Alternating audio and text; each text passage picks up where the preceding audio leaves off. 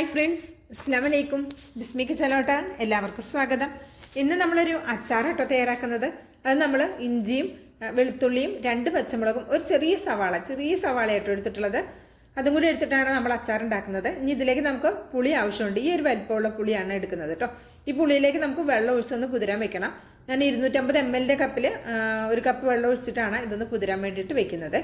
അതുപോലെ തന്നെ ഒരു 20 വെളുത്തുള്ളി ഒന്ന് നീളത്തിൽ കട്ടാക്കിയതും ഒരു അത്യാവശ്യം വലിപ്പമുള്ളൊരു ഇഞ്ചി ചെറുതായിട്ട് കട്ടാക്കിയതും പിന്നെ 2 പച്ചമുളകും ഒരു സവാളയും എടുത്തിട്ടുണ്ട്. ഇത് നമുക്ക് ചെറുതാക്കി കട്ടാക്കി എടുക്കണം കേട്ടോ. അപ്പോൾ പുളി ഇവിടെ കുതിരാനായിട്ട് മാറ്റി വയ്ക്കാം. സാധാരണ പച്ചവെള്ളം ഒഴിച്ചാണ് കുതിർന്നത്. ചൂടുവെള്ളം ഒഴിച്ചാൽ പെട്ടെന്ന് തന്നെ കുതിർന്ന് കിട്ടിക്കോളൂ കേട്ടോ. ഇനിയിപ്പോൾ ഇതുപോലെ ഒരു ചീനിച്ചട്ടി അടുപ്പത്ത് വെച്ച് കൊടുത്തിട്ടുണ്ട്. ഒരു ഇരുമ്പിൻ്റെ ചട്ടിയാട്ടോ വെച്ച് കൊടുത്തിട്ടുള്ളത്. ഇതിലേക്ക് ഏകദേശം 1.5 ടീസ്പൂൺ നെയ്യാണ് ചേർത്ത് കൊടുത്തിട്ടുള്ളത്. ഈ നെയ്യൊന്ന് മെൽറ്റായി തുടങ്ങുന്ന സമയത്ത് തന്നെ നമുക്കിതിലേക്ക് സൺഫ്ലവർ ഓയിൽ ചേർത്ത് കൊടുക്കണം. ഞാനൊരു 2 ടേബിൾ സ്പൂണോളം വരുന്ന സൺഫ്ലവർ ഓയിൽ ചേർത്തിട്ടുണ്ട്. കുറച്ച് ദിവസം ഇരിക്കണമെന്നുണ്ടെങ്കിൽ സൺഫ്ലവർ ഓയിൽ തന്നെ എടുക്കാം കേട്ടോ. വെളിച്ചെണ്ണ പെട്ടെന്ന് കേടുവരും കേട്ടോ. അതുകൊണ്ടാണ് 1 ടീസ്പൂൺ ഉലുവ ചേർത്ത് കൊടുത്തിട്ടുണ്ട്. അതുപോലെ 1.5 ടീസ്പൂൺ കടുക് കൂടെ ചേർത്ത് 2 കൂടി നന്നായി പൊട്ടി വരുമ്പോൾ ഇതിലേക്കൊരു 2-3 ടേബിൾ സ്പൂൺ നമുക്കിതിലേക്ക് കിസ്മിസ് ചേർത്ത് കൊടുക്കാം. പിന്നെ അതൊന്ന് ജസ്റ്റ് ഒന്ന് കിസ്മിസൊക്കെ ഒന്നിങ്ങനെ മൊരിഞ്ഞു വരുമല്ലോ, ആ സമയത്ത് നമ്മൾ ഇഞ്ചിയും വെളുത്തുള്ളിയും കട്ടാക്കി വെച്ചത് ചേർത്ത് കൊടുക്കാം. എന്നിട്ട് ഇതൊന്ന് മൂത്ത് വരുന്ന സമയത്ത് നമ്മൾ നേരത്തെ എടുത്ത് വെച്ച 2 പച്ചമുളകും ഒരു സവാളയും ഇതുപോലെ കനം കുറച്ചൊന്ന് കട്ടാക്കി എടുത്തിട്ടുണ്ട് കേട്ടോ. ഇനി ഇതുകൂടെ ഒന്ന് ചേർത്ത് കൊടുക്കണം. അപ്പം നിങ്ങൾ ഇതുവരെ ഇങ്ങനെ ഒരു അച്ചാർ ഉണ്ടാക്കി നോക്കിയിട്ടില്ലെങ്കിൽ തീർച്ചയായും ഉണ്ടാക്കി നോക്കിക്കോ. എല്ലാവർക്കും ഇഷ്ടമാകുന്ന നല്ല ടേസ്റ്റാണ് കഴിക്കാനായിട്ട്. ഏകദേശം ഒരു പുളിയിഞ്ചിയുടെയും എന്നാൽ ഒരു അച്ചാറിൻ്റെയും അങ്ങനെയൊക്കെ ടേസ്റ്റാണ് ഉള്ളത്. നല്ല ടേസ്റ്റായിട്ടോ. ഒരു പ്രാവശ്യം റെഡിയാക്കി നോക്കിക്കോ, എന്നാലേ എനിക്ക് മനസ്സിലാവുള്ളൂ. ഇനി ഇതിലേക്കൊരു 3/4 ടീസ്പൂൺ വരുന്ന മഞ്ഞൾപ്പൊടിയും 2 ടീസ്പൂൺ വരുന്ന മുളക് പൊടിയും ചേർത്ത് കൊടുക്കുന്നുണ്ട്. മുളക് പൊടി കാശ്മീരി മുളക് പൊടിയാണ് ചേർത്തത് കേട്ടോ. ഇനി ഇതെല്ലാം പാട് നന്നായിട്ടൊന്ന് മിക്സാക്കി കൊടുക്കുക. ഈ പൊടികളുടെ പച്ചക്കുത്ത് പോകുവോളം നമുക്കൊന്ന് മിക്സാക്കി കൊടുക്കണം കേട്ടോ. അപ്പം ഇതൊക്കെ അച്ചാറുകളൊക്കെ കേടുവരാതിരിക്കാനുള്ള ശ്രദ്ധിക്കേണ്ട കാര്യങ്ങൾ, നമ്മൾ ഇതുപോലെ എടുക്കുന്ന പാത്രങ്ങൾ നമ്മൾ ഈ ഇഞ്ചി വെളുത്തുള്ളി പച്ചമുളക് ഇതൊന്നും വെള്ളമില്ലാതെ തന്നെ ചേർത്ത് കൊടുക്കണം. അതുപോലെ തന്നെ നമ്മളിത് എന്താ പറയുക, പൊടികൾ ചേർക്കുമ്പോൾ നന്നായിട്ട് മൊരിപ്പിച്ചിട്ടും എടുക്കണം കേട്ടോ. എന്നാൽ കരിഞ്ഞു പോകുകയും ചെയ്യരുത്. നന്നായിട്ടൊന്ന് എന്താ പറയുക, അതിൻ്റെ പച്ച ചുവയൊക്കെ പോയി മൊരിഞ്ഞു വരണേ. പിന്നെ നമ്മൾ നേരത്തെ എടുത്തു വെച്ചിട്ടുണ്ടായിരുന്ന പുളി നന്നായിട്ടൊന്ന് പിഴിഞ്ഞിട്ട് അരിച്ചിട്ട് ഇതിലേക്ക് ചേർത്ത് കൊടുക്കുക.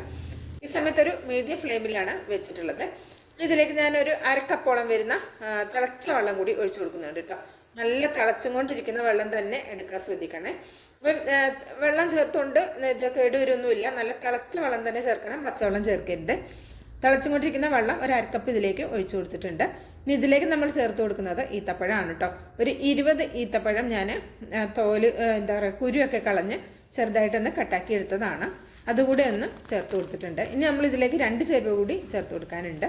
ഇനി ഇതൊന്ന് ജസ്റ്റ് ഒന്ന് തിളച്ചൊന്ന് കുറുകി വരുന്ന സമയത്താണ് ചേർത്ത് കൊടുക്കുന്നത്. ഇപ്പം നമുക്കിതിലേക്ക് ഉപ്പൊക്കെ നോക്കി വെക്കണം. ഉപ്പ് നോക്കിയിട്ട് ഉപ്പ് പോരാന്നുണ്ടെങ്കിൽ ഉപ്പ് ചേർത്ത് കൊടുക്കുക കേട്ടോ. സാധാരണ അച്ചാറിന് നമ്മൾ ഇടുന്ന അത്ര ഉപ്പൊന്നും ഇതിന് ഇടേണ്ട ആവശ്യമില്ല. കുറച്ച് ഉപ്പ് നോക്കിയിട്ട് ചേർത്താൽ മതി. ഒരു മീഡിയം ഫ്ലെയിമിൽ വെച്ചിട്ട് ഇതിങ്ങനെ വേവിച്ച സമയത്ത് ഈ ഒരു പരുവത്തിലായി വന്നിട്ടുണ്ട്. ഈത്തപ്പഴമൊക്കെ കുറേയൊക്കെ മെൽറ്റായി. നമ്മൾ ചേർത്ത വെള്ളവും അതുപോലെ തന്നെ പുളിയും ഒക്കെ പിന്നെ വറ്റി ഇങ്ങനെ നല്ല വരട്ടി വന്നിട്ടുണ്ട്. പിന്നെ ഇതിലേക്ക് ഞാൻ 1 ടേബിൾ സ്പൂൺ പഞ്ചസാരയും ചേർത്ത് കൊടുക്കുന്നുണ്ട്.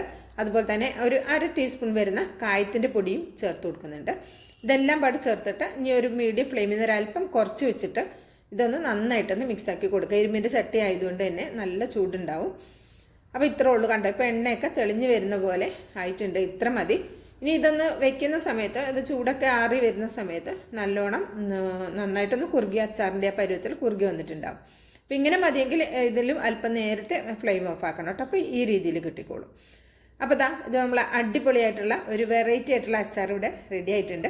അപ്പോൾ നമുക്കിതൊരു സെർവ് ചെയ്യുന്ന പാത്രത്തിലേക്ക് മാറ്റാം. ചൂടാറിയതിന് ശേഷം കുപ്പിയിലാക്കിയിട്ട് ഒരാഴ്ച വരെ നമുക്ക് പുറത്തും സൂക്ഷിക്കാം. പിന്നെ നമുക്കിത് ഫ്രിഡ്ജിൽ വെച്ചിട്ടും ഉപയോഗിക്കാം കേട്ടോ. കഞ്ഞിക്കും ചപ്പാത്തിക്കും ബിരിയാണിക്കും നെയ്ച്ചോറിനും മന്തിക്കും എന്ത് ചോറിന് വേണമെങ്കിലും പറ്റും. അടിപൊളിയാണ്. ചപ്പാത്തിയുടെ ഒപ്പം അടിപൊളി കോമ്പിനേഷനാണ്. അപ്പോൾ ഇഷ്ടമായിട്ടുണ്ടെങ്കിൽ ട്രൈ ചെയ്ത് നോക്കുക. അഭിപ്രായം അറിയിക്കുക. ഒരു ലൈക്ക് ചെയ്ത് സപ്പോർട്ട് ചെയ്യാനും മറക്കരുത്. ബിസ്മി കിച്ചൺ എന്ന യൂട്യൂബ് ചാനൽ ഒന്ന് സബ്സ്ക്രൈബ് ചെയ്തിട്ട് അടുത്തിരുന്ന ബെല്ലൈക്കൺ എനേബിൾ ചെയ്ത് വെച്ചാൽ മാത്രമേ നമ്മൾ ഇടുന്ന വീഡിയോസിൻ്റെ നോട്ടിഫിക്കേഷൻ നിങ്ങളിലേക്ക് എത്തുള്ളൂ. ഇൻഷാ അല്ലാഹ് അടുത്തൊരു വീഡിയോയുമായിട്ട് വരാം. എല്ലാ കൂട്ടുകാർക്കും നന്ദി, നമസ്കാരം.